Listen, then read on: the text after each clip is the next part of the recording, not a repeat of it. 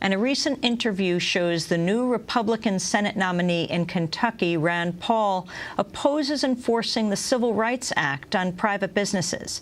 In an interview with the Louisville Courier-Journal conducted last month, Rand Paul suggested anti-discrimination laws should only apply to public institutions. Of telling private business owners, I abhor racism. I think it's a bad business decision to ever exclude anybody from your restaurant. But at the same time, I do believe in private ownership. But I think there should be absolutely no discrimination in anything that gets any public funding. And that's most of what the Civil Rights Act was about, to my mind.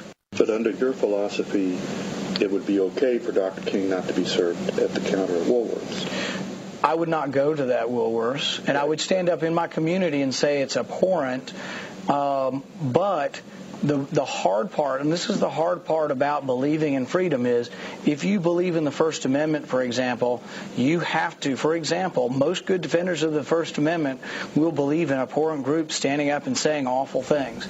Last night, Rand Paul appeared on MSNBC's Rachel Maddow show, where he was questioned about his views. Paul said he favored desegregating public areas like water fountains in schools in the 60s, but suggested he would have opposed efforts to desegregate privately owned lunch counters.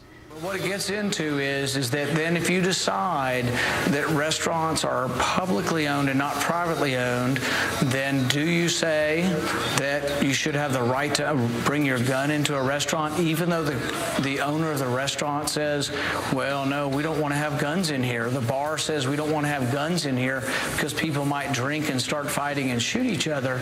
Does the owner of the restaurant own his restaurant, or does the government own his restaurant? Rand Paul won the Republican nomination in Tuesday's primary and has openly allied himself with the Tea Party movement.